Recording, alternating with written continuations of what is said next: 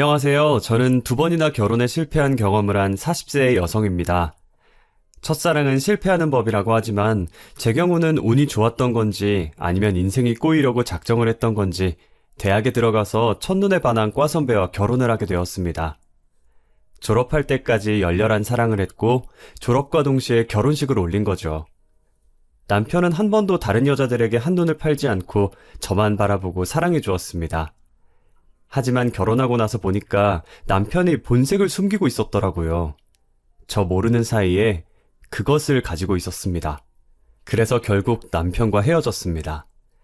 그렇게 그와의 인연이 끝이라고 생각했는데 그건 제 착각이었어요. 3년 뒤에 전 남편이 저를 찾아왔거든요. 정말 어처구니 없는 계획을 세우고 제게 접근해왔습니다. 그 인간 때문에 제가 얼마나 마음고생을 했는지 들으시면 여러분들도 아마 경악을 금치 못하실 겁니다. 지옥에서 빠져나온 악마도 전처에게 그런 끔찍한 짓을 저지르지 못할 테니까요. 그럼 일단 남편을 처음 만난 시절부터 말씀드리겠습니다. 저는 대학에 들어가서 신입생 오리엔테이션에 가게 되었습니다. 그곳에서 과대표를 맡고 있던 선배에게 첫눈에 반해버렸죠. 그 선배에게 꽂힌 뒤로 다른 남자들은 눈에 들어오지도 않았습니다. 그 선배만 쳐다보고 있다가 눈이 여러 번 마주치고 말았죠. 제가 호감을 가지고 있는 걸 알고 있었는지 선배가 먼저 저에게 다가왔습니다. 미혜야, 안녕? 오늘 날씨 참 좋다. 점심은 먹었어? 네, 방금 학식 먹었어요. 그럼 소화도 시킬 겸 산책로 따라서 걸을까? 처음에는 저한테 관심이 생기신 건가 했는데 후배들이라면 남녀를 막론하고 아주 친절하게 대해주시더군요. 물론 저는 속으로만 선배를 좋아하며 질투하고 있었습니다. 그러던 어느 날 캠퍼스에서 마주친 선배가 제게 산책을 같이 하자고 했습니다. 그래서 저희는 학교 본관 뒤쪽으로 난 숲길을 따라서 천천히 걸었어요. 선배랑 같이 있다는 생각에 너무 떨려서 무슨 말을 꺼내야 할지 모르겠더라고요. 아무 말 없이 걷고만 있다가 선배가 지루했는지 갑자기 손목시계를 쳐다보았어요. 미혜야, 난 수업이 있어서 가봐야겠다. 같이 걸으니까 심심하지 않고 좋았어. 오후에 시간 되면 과방으로 와. 선배는 다음 강의가 있는 건물 앞에 오자 미련 없이 가버렸죠. 잠시 동안이었지만 선배가 제게 호감을 가지고 있다고 착각을 했던 겁니다. 그냥 말동무가 필요했던 건데 말이죠.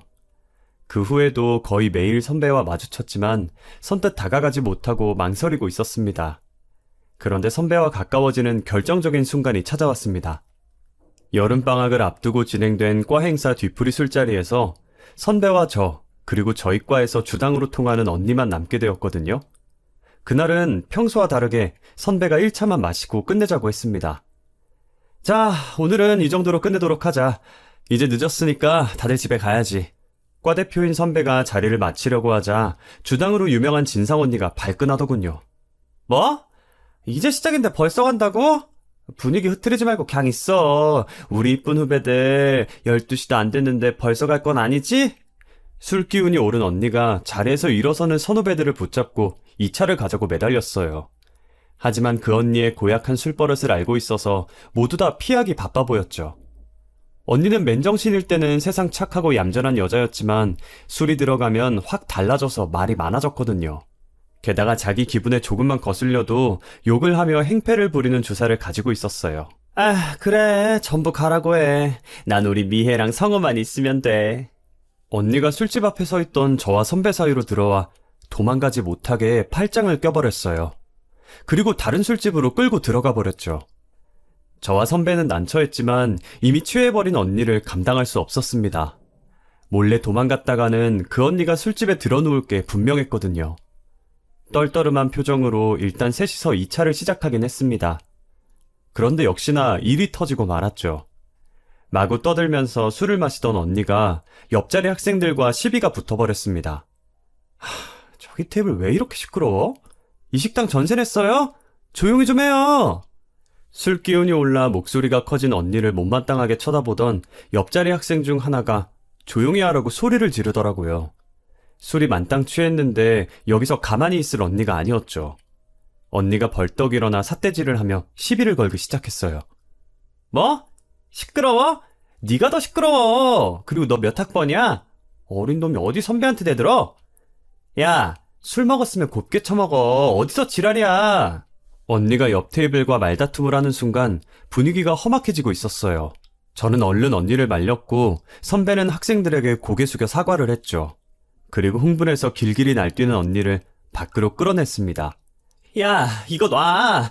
저 자식들 버릇을 고쳐주겠어!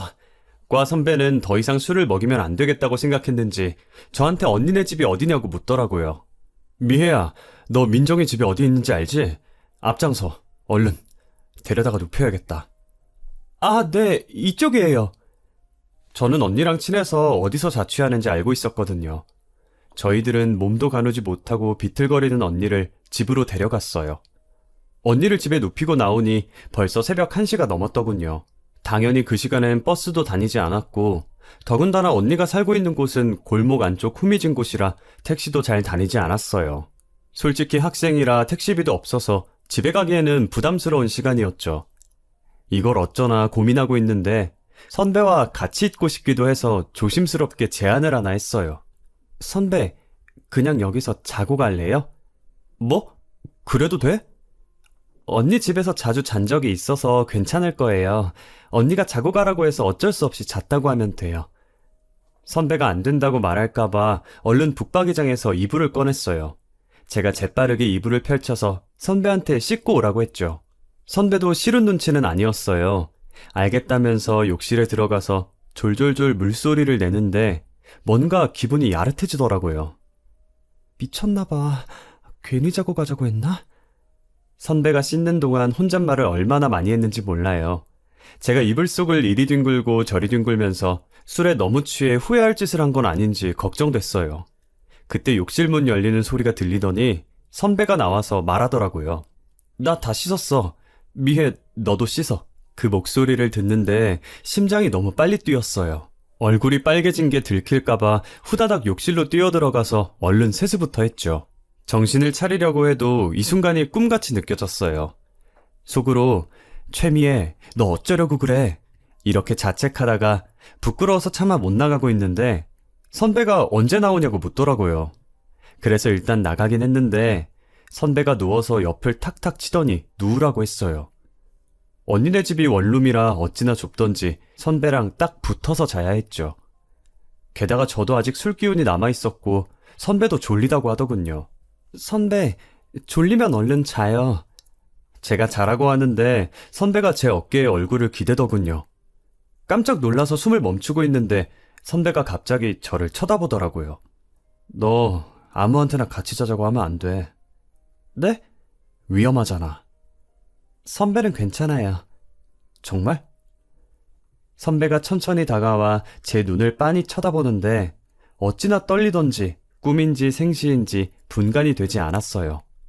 자는 언니가 깰까봐 둘이서 조용히 귓속말을 나누었습니다. 난 너랑 친해지고 싶었는데 넌 나한테 관심이 없는 줄 알았어. 저도 그랬는데 나는 너한테 관심 많아. 장난으로 입맞춘 거 아니고 너랑 진지하게 만나보고 싶어. 그날 새벽 선배도 저를 마음에 두고 있었다는 걸 알게 되었죠. 그 후로 캠퍼스 커플이 된 저희들은 3년 동안 바늘과 실처럼 붙어 다녔어요.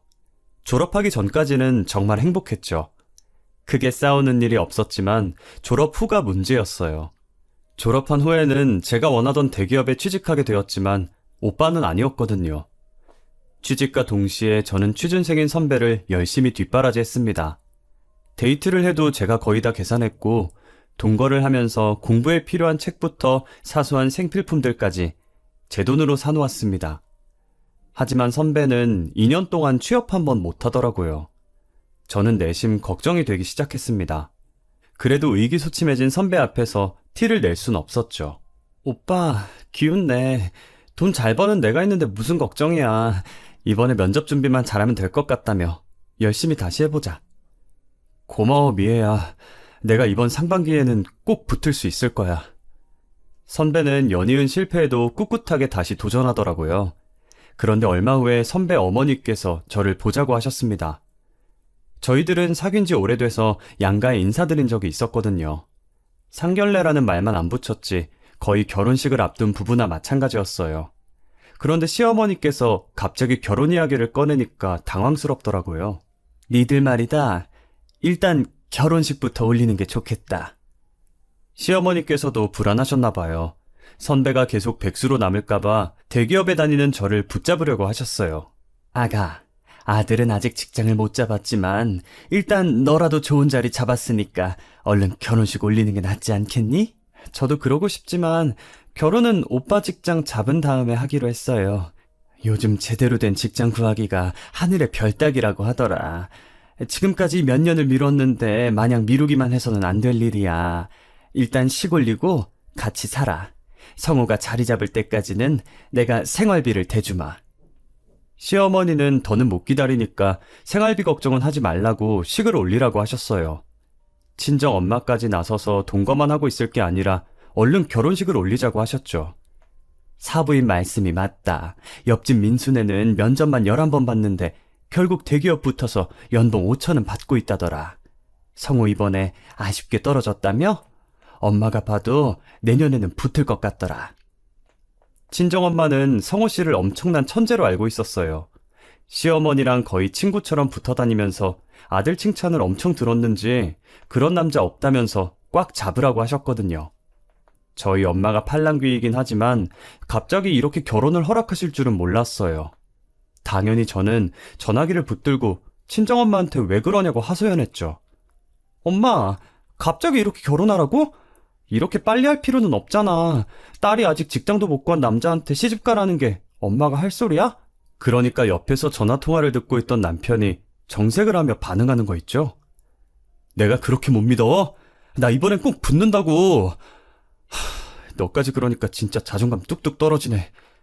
아니, 그게 아니라 제가 끝까지 대답을 못하니까 선배도 기분 나빠하더라고요. 그 뒤로 저한테 믿음을 줘야 하는데 취직도 못해서 자존감이 낮아진다, 기분이 나쁘다 이런 식으로 저를 괴롭혔어요.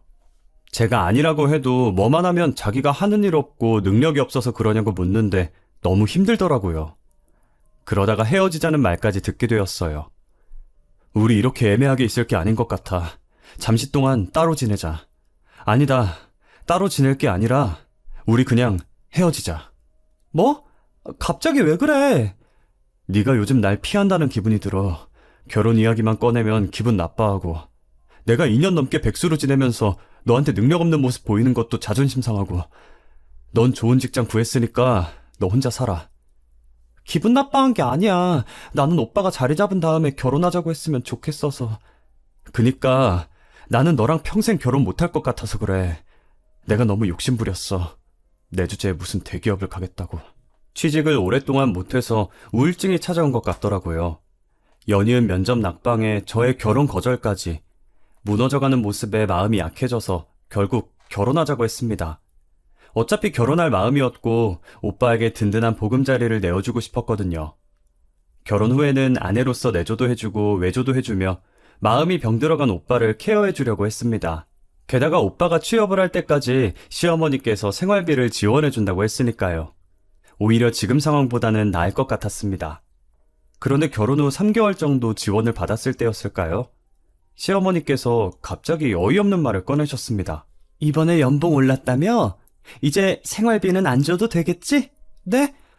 제가 돈을 벌기는 하지만 앞으로 저희 미래 생각하면 돈을 모아야 해서요. 어머님도 오빠 취업할 때까지 계속 도와주기로 하셨잖아요. 그렇기는 하다만 둘 다 백수라면 모를까. 너 혼자 벌어도 충분히 생활이 되는데 굳이 나까지 나서서 도와줄 필요는 없는 것 같다. 시어머니는 제가 경제적인 능력이 있다는 걸 내세우면서 마음대로 생활비를 끊었습니다. 물론 당장 생활비는 있지만 지금 살고 있는 곳을 전세로 바꾼 후에 돈을 모아 차차 내 집을 마련할 생각이었거든요.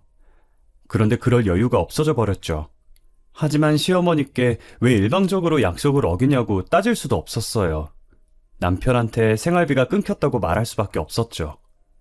여보, 어머님이 앞으로 생활비 지원 안 해주시겠대. 그래, 뭐 할 수 없지. 남편은 마치 남의 일처럼 대수롭지 않게 굴더군요. 그래서 순간 열이 받아 남편이 싫어할 만한 말들을 내뱉고 말았어요. 당신이 취업해서 자리 잡을 때까지 애 안 가질 테니까 그렇게 알고 있어. 내가 언제 취직할 줄 알고? 애를 보고 싶으면 서둘러서 취업하면 되잖아. 저는 애를 믿기로 남편에게 취업을 하라고 재촉했어요. 하지만 시간이 갈수록 남편 태도가 이상해졌습니다. 취직 준비는 하지도 않고 날마다 친구들과 어울려 술을 마시거나 당구장이나 PC방을 들락거리더라고요. 3년을 백수로 지내면서 한가한 생활이 몸에 익어버린 것입니다. 당장 알바라도 하라고 잔소리를 했지만 남편은 저만 믿고 탱자탱자 놀기만 하더군요. 그래서 결국 남편과 자주 말다툼을 하게 되었습니다. 당신 요즘 왜 이래? 매일 친구들하고 어울려서 술이나 마시고 PC방에서 게임이나 하면서 노닥거리는 거 다 알아. 공부해서 제대로 된 회사에 들어갈 생각을 하란 말이야. 당신 취업 준비하고 있기는 해? 내가 알아서 할 거니까 잔소리 좀 그만해. 매일 놀고 있는 꼴만 보는데 내가 잔소리를 안 하게 생겼어? 친구들 만나서 취업 정보 얻으려고 그러는 거야. 아무것도 모르면서 바가지 긁지 마. 한 번만 더 스트레스 주면 집 나가버릴 테니까 그렇게 알고 있어. 남편과 심하게 말다툼을 한 날이면 어김없이 시어머니가 저를 불렀습니다. 제가 자기를 무시한다고 남편의 시어머니에게 고자질을 했던 거죠. 돈 좀 번다고 유세를 떨어도 분수가 있지. 남편을 이렇게 무시하는 법이 어디 있니? 마누라가 가장을 깔보고 업신여기니 집안 꼴이 제대로 될 리가 있나.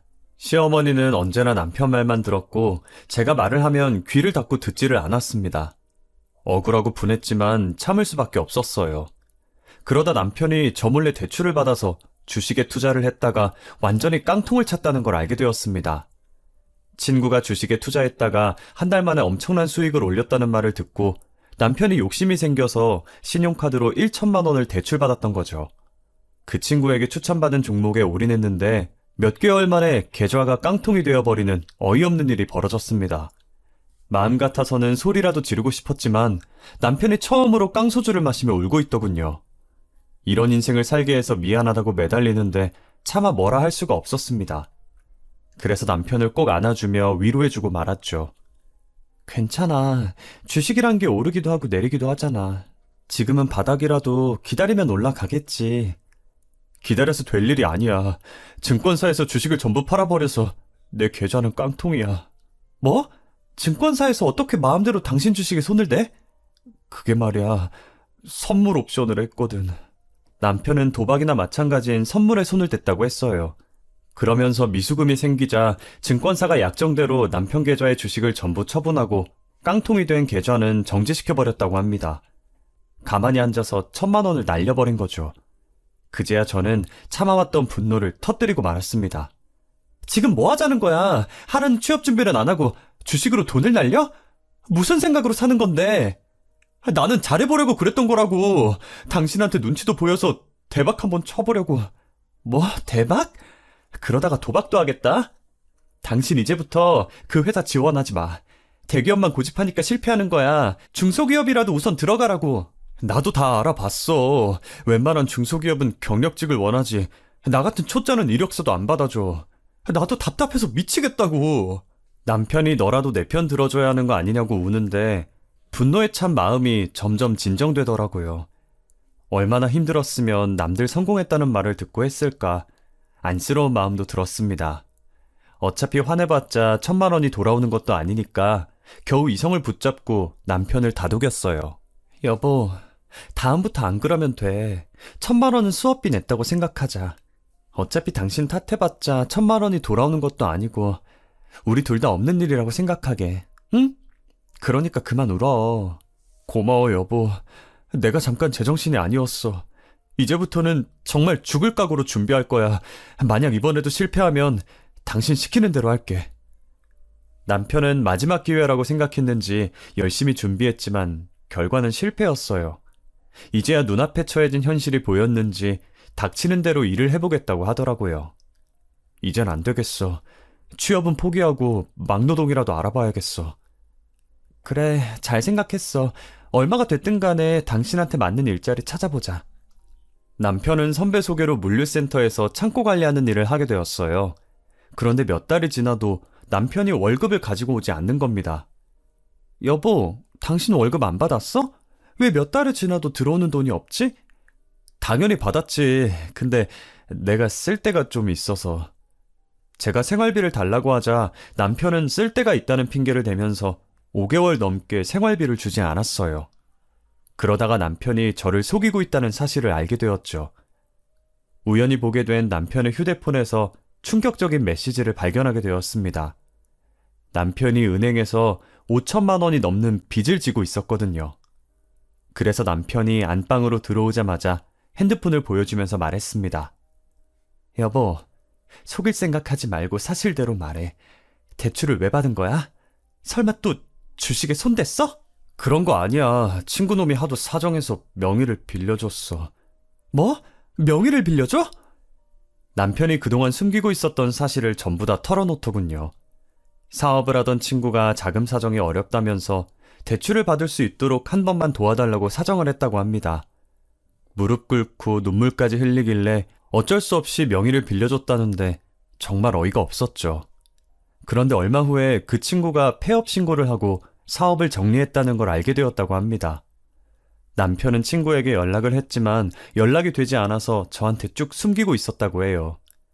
은행에서는 폐업을 했기 때문에 대출금을 당장 내놓으라고 재촉을 하고 있어 생활비도 주지 못했다고 하네요. 매달 월급 털어넣으면서 맞고 있었는데 이제 한꺼번에 갚으라고 난리를 치니까 뭘 어떻게 해야 할지 모르겠어서 정말 미안해 여보. 남편은 풀이 죽어 기어들어가는 목소리로 미안하다고만 했어요. 월급을 압류당하고 신용불량자가 되지 않으려면 다음 달까지 5천을 맞춰야 한다고 하더군요. 5천만 원이라니 아무리 머리를 굴리며 생각해봐도 방법이 없어서 직장 생활을 시작하면서 넣어두고 있었던 적금을 깼습니다. 거기에다 모아둔 돈을 보태서 남편이 저지른 사고를 뒷수습했어요. 정말 이혼하자고 말하고 싶은 심정이었습니다. 그 후에 제가 눈에 띄게 냉랭해지니까 남편이 불안해졌나 봅니다. 갑자기 애를 갖자고 하더군요. 하지만 저는 남편을 생각 없이 행동하는 점과 쥐꼬리 같은 월급을 믿고 덜컥 애를 가질 수 없었습니다. 빚 갚은 지 얼마나 됐다고 애야. 당신 자리 잡으면 갖자고 했잖아. 당신 연봉이 제법 높잖아. 그러니까 애부터 만들자. 엄마도 손자 기다리고 있어. 당신이 제대로 된 직장 가질 때까지는 애는 절대 안 돼. 애 만들고 싶으면 비정규직에서 벗어나. 남편이 시작한 창고 관리 일도 비정규직이었거든요. 제가 임시방편으로 들어간 일자리 아니냐고 몇 번이나 물었지만 남편은 이제 안정적인 직장을 잡을 생각도 하지 않았어요. 한 달에 180만 원이 안 되는 돈을 쥐어주고는 모든 걸 알아서 하라는 식이었죠. 그래서 번듯한 회사에 들어가기 전까지 절대 애는 가지지 않을 거라고 못을 박았던 거예요. 그때부터 남편 그리고 시댁과 저의 사이는 돌이킬 수 없을 정도로 멀어졌어요. 시어머니는 일부러 애를 가지지 않는 저를 벌레 쳐다보듯이 했습니다. 네 나이 33이야. 지금 애를 가져도 노산인데 대체 언제까지 미룰 작정이냐? 나도 참을 만큼 참았다. 올해 안으로 애를 가지든지 아니면 이혼하고 갈라서. 마침내 시어머니가 제게 최후 통첩을 날리더군요. 괜히 겁을 주려고 하는 말이라는 게 느껴져서 정말 기분 나빴죠. 그것보다 시어머니가 뻔뻔하게 나오는데도 남편이 말없이 동조하고 있는 게 더 어이없었습니다. 아무리 생각해봐도 남편이랑 결혼 생활을 이어나가야 하나 싶더군요. 남편은 언제 잘릴지 모르는 불안한 직장 생활을 하면서도 금전적인 문제는 모두 제게 의존하려고 했거든요. 거기에 시어머니는 어떤 문제가 생겨도 남편 편만 들었습니다. 5천만 원의 빚이 생겨도 시모가 빨리 갚으라고 독촉한 것도 생각나고 남편의 무능력함이 지긋지긋해져서 결국 5년 만에 합의 이혼을 하게 되었습니다. 요즘 한 달이 건너면 돌싱들이 판을 치는 세상이라 이혼이 별스러운 일은 아니었지만 한동안은 적응이 되지 않았습니다. 가슴에 구멍이라도 뻥 뚫린 것처럼 허전했고 일이 손에 잡히지 않았죠. 그래도 뜻밖의 행운이 찾아와 이혼의 후유증을 극복하게 되었습니다. 주식 투자를 하시면서 10년 동안 한 종목을 꾸준히 사들인 아버지가 초대박을 터뜨린 겁니다. 아버지가 투자한 회사는 별 볼 일 없는 삼류제약회사였거든요. 주위 사람들이 왜 그런 허접한 회사에 투자를 하냐고 말렸지만 아버지 생각은 달랐어요. 인기 있는 종목은 워낙 비싸잖아. 이 회사는 싸니까 많이 가지고 있어도 부담이 없어. 아버지는 돈이 생길 때마다 그 종목을 사모으셨고 딱 10년 만에 그 회사가 신약 개발에 성공한 것입니다. 그래서 주가가 2달 만에 15배나 올라버렸죠. 아버지는 이런 일이 생길 줄 몰랐는지 조용히 저를 부르시더니 저만 알고 있으라고 하셨습니다. 그리고 주식으로 낸 수익을 제게 주셨어요. 무려 5억이나 주신 거죠. 내가 이 나이에 돈 쓸 데가 어디 있겠냐. 네가 가지고 있다가 욕이 나게 쓰거라. 저 역시 급하게 돈 쓸 일이 없었기 때문에 통장에 묻어놓고만 있었습니다. 아버지의 주식 성공으로 제가 횡재를 했다는 소문이 돌면서 접근해오는 남자들이 제법 있었어요. 모두 말은 하지 않았지만 제 돈에 눈독을 들이고 있는 게 느껴져서 그런 속물 같은 남자들과는 만나지 않았습니다. 그래서 늘 직장과 집만 오가면서 다람쥐 쳇바퀴 도는 생활을 2년 넘게 하다가 재미 붙일 만한 취미 생활을 찾게 되었어요. 인터넷에서 자전거 동호회를 접하게 되었거든요. 자전거 동호회 후기도 보고 메신저로 동호회 사람들이랑 이야기도 해보니 너무 즐거워 보였습니다. 어렸을 때 친구들이랑 자전거를 타며 내기를 했던 날들이 생각나서 기분이 설렜죠. 이거라면 어렸을 때처럼 추억도 쌓고 기분 전환도 될 것 같아서 고민하지 않고 산악자전거를 하나 구입했습니다. 그 길로 동호회에 가입해서 활동을 시작했는데 동호회에서 만난 회원들이 하나같이 좋은 분들이었어요. 연령층도 아주 다양해서 70대를 넘기신 분이 있는가 하면 대학 졸업을 앞둔 20대도 있었죠. 그렇지만 세대 차이를 전혀 느낄 수 없을 정도로 화기애애한 분위기였어요. 전에는 외롭고 무료하게 보내야 하는 주말이 싫었는데 이제는 어서 주말이 와서 회원들과 같이 하이킹을 가고 싶은 마음뿐이었어요. 그렇게 1년 동안 활동을 하면서 친해진 남성분이 있었습니다. 벤처 사업을 하고 있다는 35의 연하남이었어요. 성격도 활발하고 싹싹하니 말도 잘 붙이는 게 주말마다 모임에 나타나서 친한 척을 하더라고요. 누나 안녕하세요. 그동안 어떻게 지내셨어요? 민철아 안녕. 직장인이 별거 있겠어. 죽어라 일만 했지. 어쩐지 저번 주에 안 나왔더라. 요즘 많이 피곤해요? 민철이는 만난 지 얼마 되지도 않았는데 저를 누나라고 부르면서 졸졸 따라다녔어요. 모임을 마치고 회식을 할 때도 제 옆자리는 늘 민철이 차지였죠. 나중에는 민철이가 주중에도 연락을 하기도 했어요. 누나, 오늘 시간 어때요? 괜찮으면 같이 저녁이나 먹어요. 내가 쏠게요. 근데 오늘은 마감해야 될 업무가 있어서 8시 넘어야 퇴근할 것 같아. 난 괜찮아요. 제가 누나 회사에 데리러 갈게요. 민철이는 일주일에 2-3번은 꼭 연락하더라고요. 그때마다 밥을 먹거나 차를 마시자고 했어요. 민철이가 운영하는 사무실이 제 회사와 그리 멀지 않은 곳에 있어서 그런 줄 알았죠. 그런데 민철이가 저를 이성으로 느낀다는 사실을 알게 되었습니다. 민철이한테 왜 여자친구가 없냐고 물었거든요. 민철아, 넌 왜 사귀는 여자가 없어? 빨리 결혼해야지. 얼마 전에 마음에 드는 여자가 생겼는데 쑥스러워서 고백을 못하고 있어. 누나도 아는 사람이야. 그래? 누군데? 우리 동호회 사람이야? 말해봐, 내가 도와줄게. 그게 누구냐면 우리 동호회 사람이고 최미혜라는 여자야. 뭐라고? 그게 무슨 뚱딴지 같은 소리야. 전 그만 피식 웃어버리고 말았어요. 민철이가 저를 웃기려고 농담을 한다고 생각했죠. 하지만 민철이가 정색을 하면서 쳐다보더라고요. 정말이야. 누나랑 같이 있으면 세상을 다 얻은 것 같고 너무 편하고 좋아. 나는 누나랑 진지하게 만나보고 싶어. 민철이가 3년 전에 사귀던 여성에게 차이고 충격을 받아서 한동안 여자를 만날 생각이 없었다고 하더군요. 하지만 저를 만난 뒤로 마음이 싱숭생숭해지더니 뭐만 하면 제가 생각났다고 했습니다.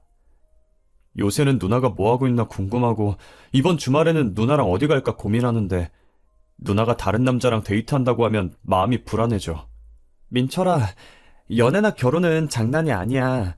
친누나처럼 편하게 생각하는 건 좋은데 우리 사이는 딱 거기까지야. 아니야 누나, 제발 거절하지 말고 나랑 몇 번만 만나보면 안 돼? 결혼하자는 것도 아니고 연애하자는 건데 뭐 어때? 내가 이혼녀라도? 그래도 괜찮아? 저는 민철이가 깜짝 놀라 아연실색할 줄 알았는데 전혀 상관없다고 하더라고요. 아무리 이혼녀에 대한 편견이 없다고 하더라도 교제의 순간이 찾아오면 저 사람의 이혼 사유가 뭐였을까, 무슨 문제가 있었던 걸까 한번 생각해보게 되거든요. 그런데 그런 생각 없이 민철이가 제 손을 잡고 누나가 2번, 3번 이혼했어도 상관없다고 하더군요. 그 말을 듣는데 기쁜 것보다 실연의 상처 때문에 민철이가 저한테 의지하는 거라고 생각했습니다.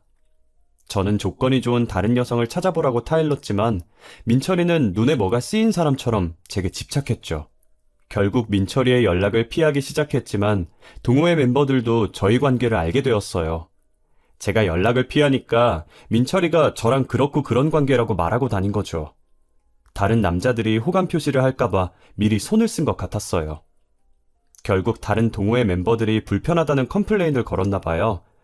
갑자기 회장이 일 끝나고 보자고 하더니 카페에 절 앉혀두고 허심탄회하게 이야기하더군요. 미애야, 민철이가 저렇게 죽고 못 산다는데 진지하게 만나봐. 연하면 좋은 거 아니니? 나 같으면 이게 웬 떡이냐 하고 낼름 물어버리겠다. 왜요? 동호회 사람들이 저한테 말 걸 때마다 민철이가 분위기 망쳐서 그렇죠. 아니, 굳이 그런 건 아닌데 내 눈엔 민철이가 괜찮아 보여서. 그게 민철이 걔가 돈도 많이 벌잖아. 걔가요? 너 몰랐어? 회장 언니는 민철이가 그 나이에 돈도 잘 벌고 연하라는 좋은 조건도 다 갖췄는데 왜 안 사귀냐고 부추기더라고요. 게다가 소문에 의하면 민철이가 강남에 집이 한 채 있고 모아둔 돈도 3억이 넘는다고 들었대요. 믿기지 않았지만 민철이가 다시 보이긴 하더군요. 그래서 몇 번 진지하게 만나볼까 해서 제가 먼저 연락을 했습니다. 그렇게 몇 번의 데이트가 수십 번의 데이트가 되었어요. 민철이가 부자가 아니라는 사실을 알게 되었지만 그것 빼고는 진국이더군요. 늘 저를 위하고 생각해주는 게 보여서 계속 만나봐도 좋겠다고 생각했습니다. 그렇게 3개월 정도 연애를 하다 보니 덜컥 애가 생겨버렸습니다. 술을 먹고 잠자리를 갖는 게 아니었는데 후회가 들었지만 어쩌겠어요. 다행히 민철이가 기뻐하며 결혼하자는 프로포즈까지 해주었습니다. 이번엔 정말 남자를 잘 만났다고 생각했죠. 실제로 민철이와 재혼한 뒤로 무능했던 전남편과 시어머니 때문에 힘들었던 결혼 생활이 말끔히 잊혀졌습니다.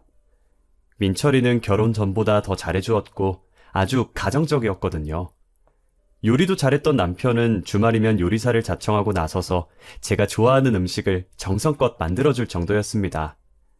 그런데 믿었던 제가 바보였을까요? 이번엔 재혼한 남편도 무언가를 숨기고 있었습니다. 저는 그 엄청난 비밀을 1년이 지나고 나서야 알게 되었죠. 남편이 어느 날 아주 기뻐하며 집으로 들어오더니 사업이 대박을 쳤다고 호들갑을 떨었습니다. 여보, 이제 됐어. 땡땡물산 알지? 내가 그 회사에 하청업체로 선정이 되었어. 뭐? 그게 정말이야? 사업 시작하면서 그쪽 기획실에 있는 선배한테 줄을 대고 2년 넘게 작업 쳤거든. 이제 확실하게 계약서에 도장 찍었어. 남편은 국내 최고의 대기업인 땡땡물산과 하청 계약을 한 서류를 보여주었어요. 남편이 성공했다는 사실에 저도 날아갈 것처럼 기뻤죠. 게다가 남편은 여기서 만족하지 않고 더 성공하겠다고 자신했습니다. 1년만 기다려. 회사가 지금하고는 비교도 안 될 정도로 성장할 거야. 그럼 당신도 사모님 소리 들으면서 대접받게 될걸? 아주 잘된 일이었지만 문제가 있었어요. 하청 계약에 따라 납품을 하려면 당장 자금이 필요했던 거죠. 내가 사업상 대출을 받은 게 있어서 은행 지원은 어려울 거야. 선배들 찾아다니면서 돈을 마련해봐야지. 무슨 선배들을 찾아다녀. 내가 가진 돈 빌려줄 테니까 나중에 갚아. 얼마나 줄 수 있는데? 한 5억 정도면 될까? 그 정도면 착수금으로는 충분할 거야. 여보, 정말 고마워. 당신이 나를 살렸어. 저는 남편을 믿고 전 재산이나 다름없는 5억을 줬습니다. 아버지가 주식으로 대박을 친 그 5억을요. 다른 사람도 아니고 우리 남편이라서 빌려준 건데 며칠 후에 남편의 전화통화를 우연히 듣고 큰 배신감을 느끼고 말았습니다. 밤에 잠을 자다가 화장실을 가려고 일어났는데 남편이 옆에 없더군요. 그래서 저는 화장실을 갔다고 생각했는데 아니었어요. 베란다 쪽에서 남편 목소리가 들렸거든요.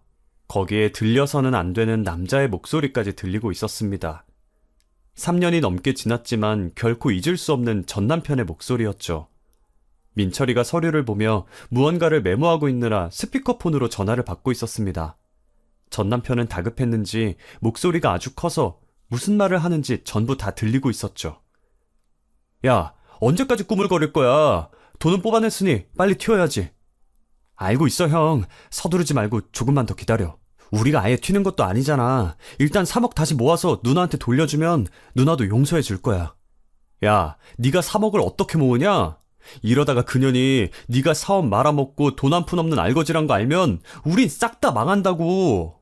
민철이가 전 남편과 무슨 전화통화를 하는 거지? 처음에는 믿을 수 없어서 머릿속이 새하얘졌습니다. 하지만 아무리 전화통화를 엿들어도 둘은 분명히 아는 사이였습니다. 저는 은밀하게 둘의 관계와 남편이 하고 있는 사업에 대해 훔쳐듣다가 경악하고 말았습니다. 알고 보니 둘은 고등학교 선후배 사이였고 연하 남편이 하던 사업은 결혼 전에 이미 망해서 3억이 넘는 빚을 지고 있었죠. 그래놓고 저한테는 출근하는 척 PC방과 당구장을 오가던 민철이를 전 남편이 발견한 거죠. 저와 이혼한 뒤로 전 남편은 창고 관리 일을 그만두고 백수로 지내고 있었습니다. 돈이 필요했던 전 남편이 저를 만나 다시 합치자고 꼬드기려다가 사업 망하고 신선 노름하고 있던 민철이를 꼬드겨 제 돈을 빼앗으려 했던 거죠. 그리고 민철이는 바보같이 전 남편의 꼬임에 넘어가서 제가 준 돈을 가로채려고 했습니다. 저는 이 전화통화를 듣고 일단 모른 척 잠자리에 들었어요. 그러자 다음날 민철이가 지방 출장 자리가 잡혔다며 저에게 외박 통보를 날렸습니다. 여보, 대전으로 일주일 정도 출장 갔다 와야 돼. 갑자기 잡힌 스케줄이라 나도 정신없는데 얼른 다녀와도 괜찮은 거지? 그 말을 듣는 순간 도망치는 거구나 싶었습니다. 그래서 저는 아무 말 없이 출장을 핑계로 짐을 싸고 있는 남편을 쳐다보고 있었죠. 물론 남편을 보낸 다음 곧바로 경찰에 신고했습니다. 제 예상대로 민철이는 인천국제공항으로 향하고 있었고 그곳에는 전 남편이 기다리고 있었다고 해요. 두 놈은 한국 땅을 벗어나기 전에 경찰에 잡혀서 문서 위조와 사기죄로 쇠고랑을 차는 신세가 되었죠. 다행히 민철이가 가져간 돈은 아직 쓰지 않아서 온전히 돌려받을 수 있었습니다. 지금은 저는 이제 막 1살이 된 아이와 함께 현 남편과 전 남편의 법정 공방을 펼치고 있습니다. 한때 남편이었던 사람들을 법원에서 보게 되니까 인생이 더덥고 쓸쓸하다는 생각이 드네요. 세상에 돈을 싫어하는 사람은 없을 거예요. 하지만 돈에 미쳐 돈의 노예가 되어서 인간 이하의 더러운 짓을 저지르는 일만은 없어야 한다고 생각합니다. 그러니 여러분들도 눈앞의 이익만 생각하지 마시고 현명하게 살아가시길 바랍니다.